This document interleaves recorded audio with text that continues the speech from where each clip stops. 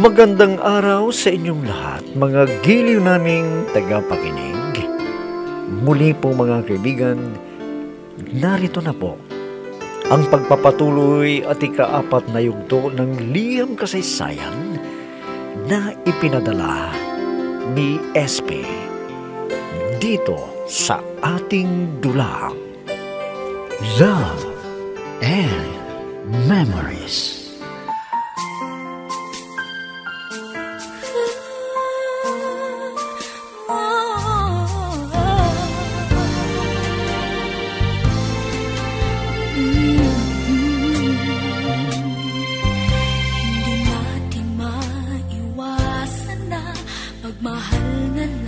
Sa sobrang lakas ng pagsampal ko kay Danny, nahilo at nawala ng malay. Nag-alala ako, nagpa-check up siya, pero walang masamang nangyari sa kanya. Nang magising, kinausap ko siya. Sinabi ang dahilan at yun ang pagdating ng kanyang nobya na si Rita na naghihintay doon sa bahay. At niyaya naman ako ni Danny na pumunta sa bahay nila. Minsan ay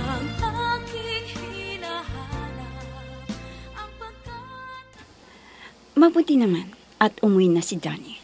Kailangan na malaman ko kung bakit ngayon lang siya umuwi. Teka, hindi. Hindi totoo ang nakikita ko. May kasamang babae si Danny. Makikita mo. Danny, anong ibig sabihin nito? Bakit mo kasama ang babaeng yan? Rita, nandito ka pala sa bahay. Bakit?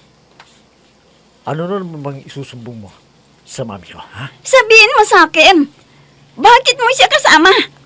Kung ganoon, siya ang ipinalit mo sa akin? Ikaw pala ang nobya ni Danny. Kwan, hindi totoo yung hinala mo. Wala kaming relasyon ni Danny, kaya wag kang magalit. Huwag kang sumabad, dahil hindi ikaw ang tinatanong ko. Oh, ano Danny? Rita, wag mo namang bastusin si SP. Wala siyang pakialam dito. Hindi ako naniniwala. Sigurado ako na ikaw ang kasama niya doon sa restaurant. Pero nung nakita mo ko, kaya hindi mo na siya binalikan. Sige, Danny. Kwan. Mag-usap kayong dalawa ng nobya mo. Sige. SP, sandali lang. SP, huwag kang umalis. SP! Hayop ka, Danny. Niloka mo ko. Sinungaling ka talaga. Tama na! Tama na! Nasasaktan na ako, Rita. Tama na!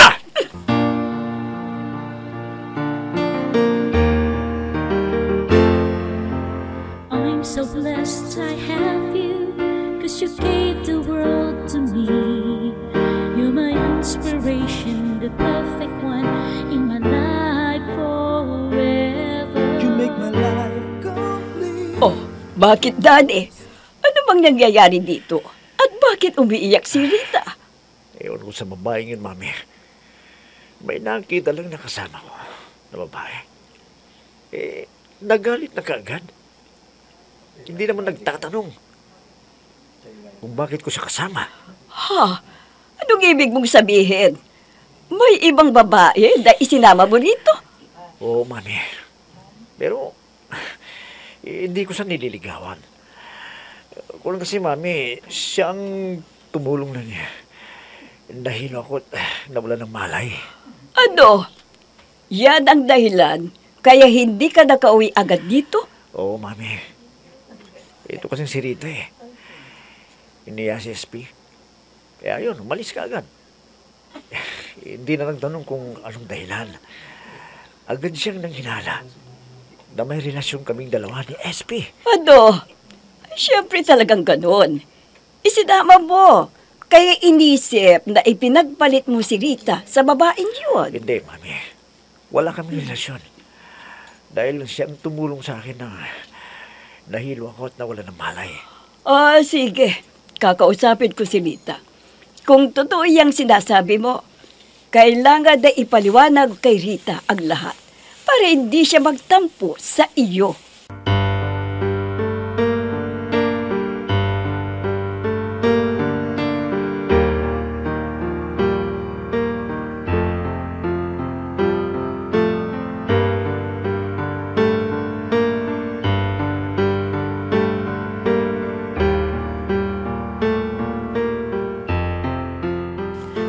naku ma'am, hindi kaya dahilan ng ni Danny yun?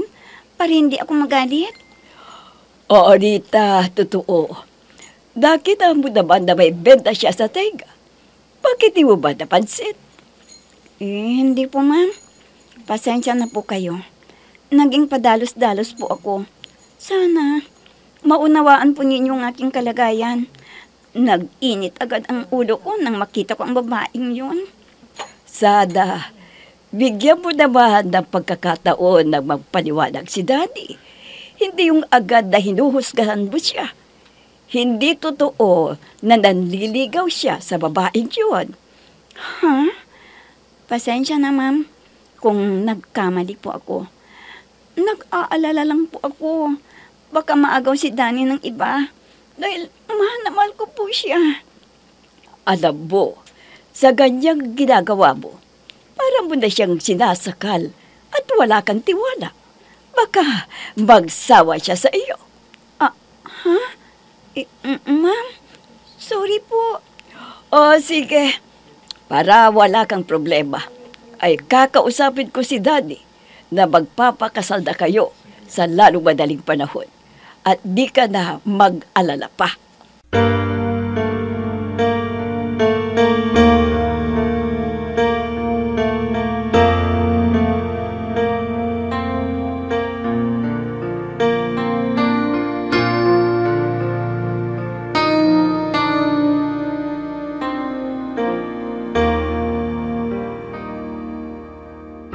Daddy, anak, pwede ba?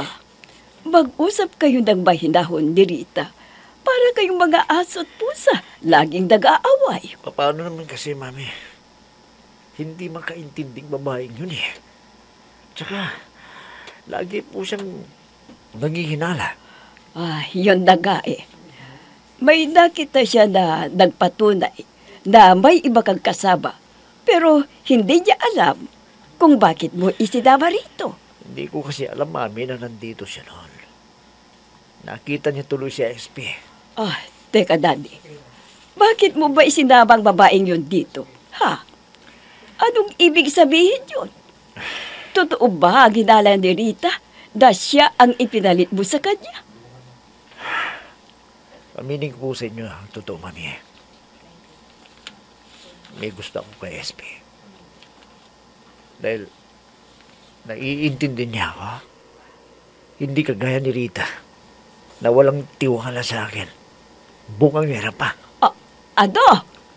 Totoo ba yung sinasabi mo? Kung ganon, mas mabuti na pakasal na kayo sa lalong madaling panahon. At sa susunod na linggo, ay mamamanhikan na tayo kina Rita. Hindi, Mami. Hindi ako papayag na siya ang pakakasalan ko. Nawala ng pagmamahal ko kay Rita, Mami. At si SP. Si SP ang totoong tinitibok ng puso ko. Wala nang iba.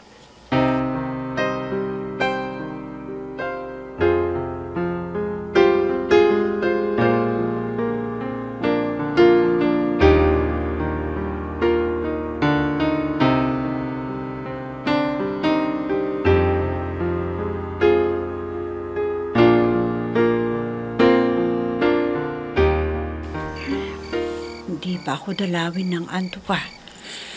Dahil siguro sa iniisip ko ang sinabi ni Rita na nanghihinala na may relasyon kami ni Danny.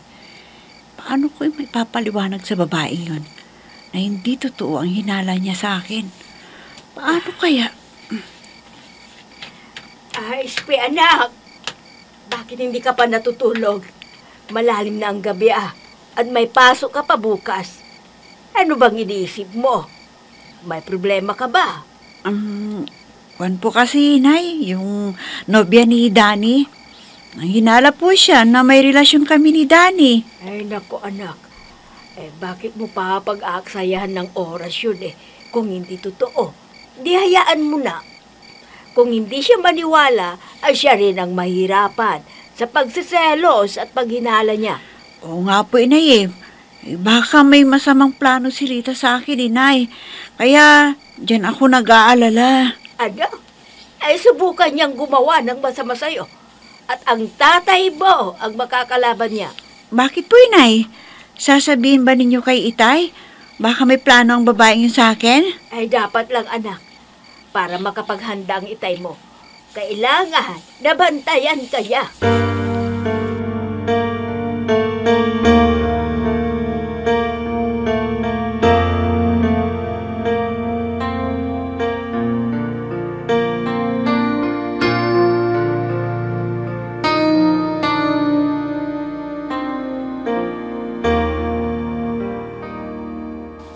Hoy, Eloy! Ay, pwede bang bantayan mo si Ispe para walang masabang mangyari sa kanya? Ha? Anong ibig mong sabihin? At sino ang may plano sa kanya na gawan siya ng masama? Ay, yun daw nobya ni Daddy. Pinagsisilusan niya si Ispe at di raw mapagkakatiwalaan ang muka. At isa pa, pinahiya raw niya si Ispe. Ano? Hindi na nahiya sa balat niya. Bakit hindi ba niya alam na isang guro si SP? Siguro walang pinag-aralan ng babaeng yon, kaya masamang asal niya sa kapwa. Ewan ko lang. Hindi ko naman alam ang pagkatao ng babaeng yun eh. Siguro, hindi niya pinansin ang itinuro sa kanya ng magulang niya na kabutihan. Tama ka, Narda. Pag ganyan ang ugali ng isang tao, walang alam sa magandang kaugalian na dapat niyang maging ugali sana. Sa bagay, may mga tao na mainggit sa kanilang kapwa. Lalo na kung nakikita ang tagumpay ng kanyang kapwa-tao. Gaya sa anak natin, baka mas maganda si Ispe kaysa sa kanya, kaya nag-aalala siya. Oo nga naman. Marami ang tatalunin ni Ispe dito sa lugar natin kung kagandahan lang naman ang pag-uusap. Siguro, naiinggit yon kay SP.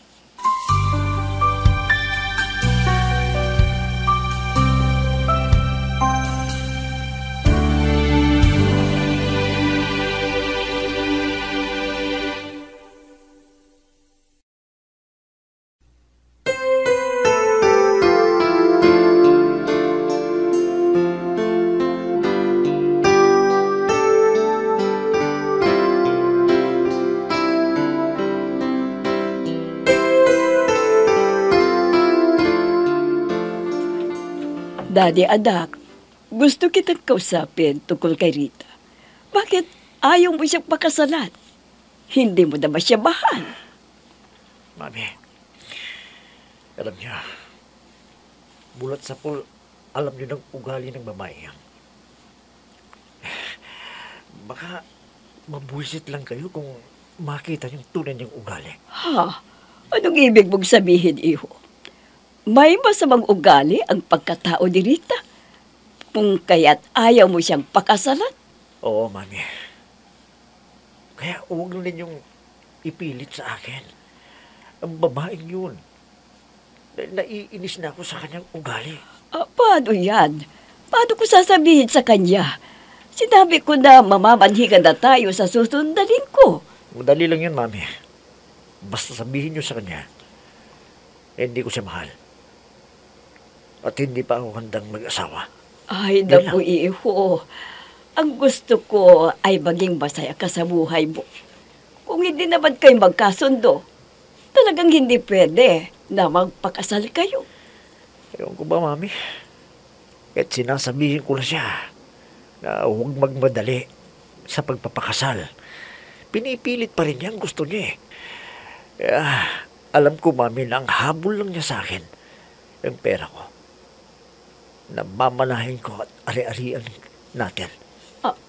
Bakit ba? Lagi ba siyang nagpapabili ng kung ano-ano? Mami, nangangarap na magpatayo daw ng sarili niyang bahay doon sa mamanahin kong lupa. Aba, ambisyosa pala ang babaeng yun. Ngayon ko lang nalaman. Teka, yung ipinalit mong babae sa kanya, tapos ba siya ng kanyang pag-aaral? Baka madabo rin ang habol niya. Hindi pa ho, Mami.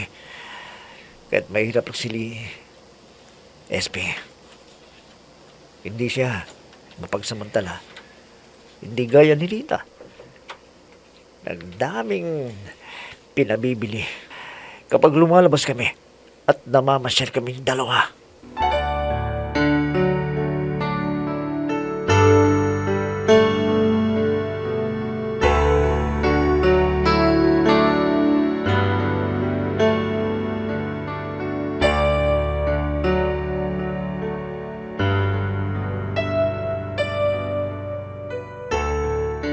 Espe, anak, kailangan na mag-ingat ka.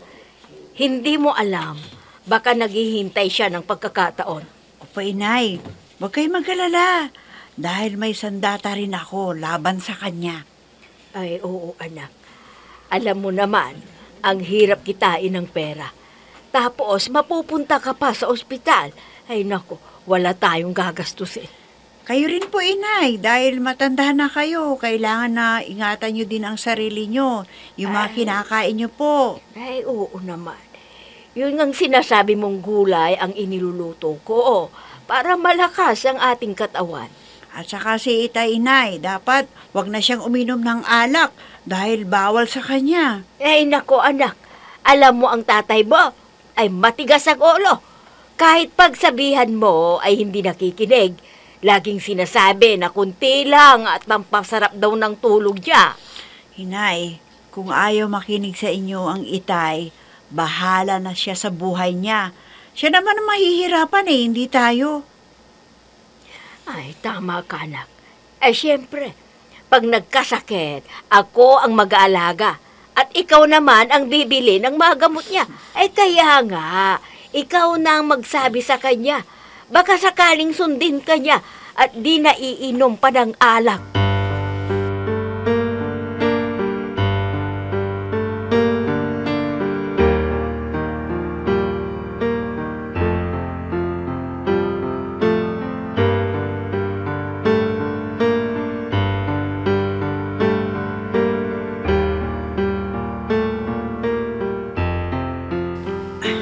Labasan na ng mga bata. Uwi na rin ako sa bahay namin.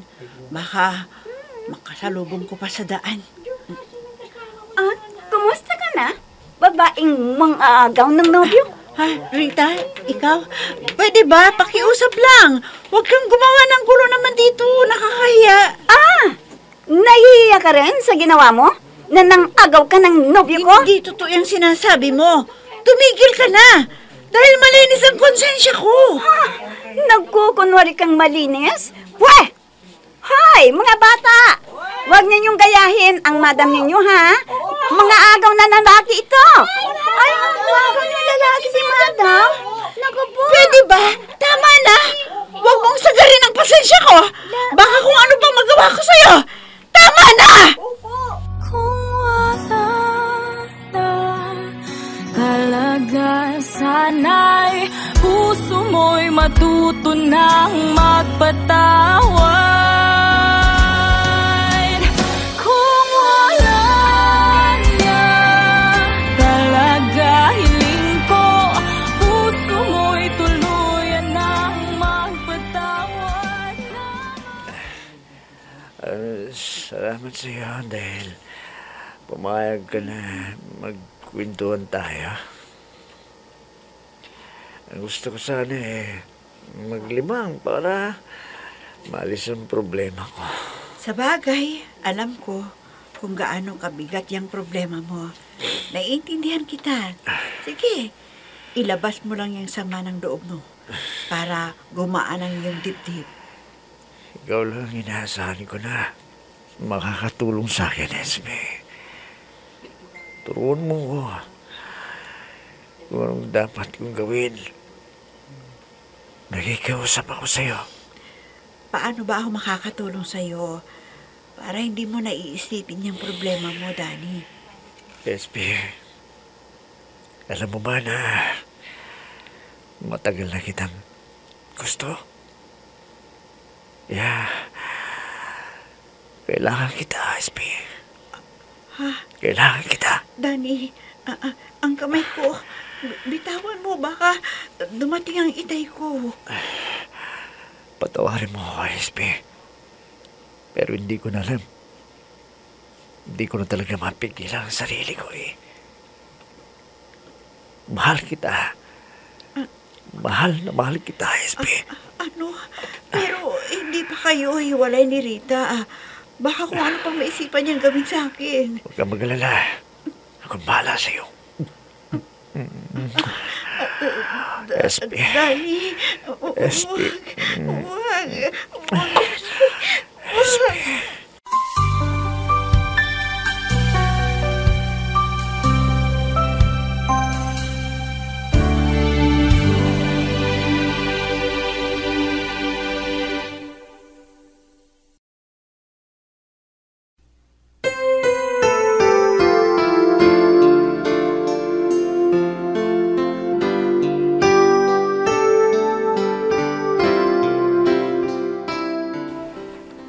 May mangyari kaya sa kanilang dalawa? Di Dani. Mga kaibigan, huwag ninyong kaligtaang subaybayan ang pagpapatuloy at ikalimang yugto ng liham kasaysayan na ipinadala ni SP dito sa ating dula. Love and Memories. Mga nagbibigay buhay sa ating dula ay sina Mayra Abrihal Narnola, Susan Malikdem, Robert de Guzman, Yehuda Ismael, Eva Alcoriza, Jun Cabato, Ami Diaz, at si Oscar Ora. Technical supervision at musika ni Oscar Ora. Nilapatan ng tunog ni Robert de Guzman. Mula sa panulat at direksyon ni Ami Diaz. Love and Memories. Inihahandog sa inyo ng F3 Recording Studio para sa Pambansang Radyo ng Pilipinas, Bombo Radio, Philippines.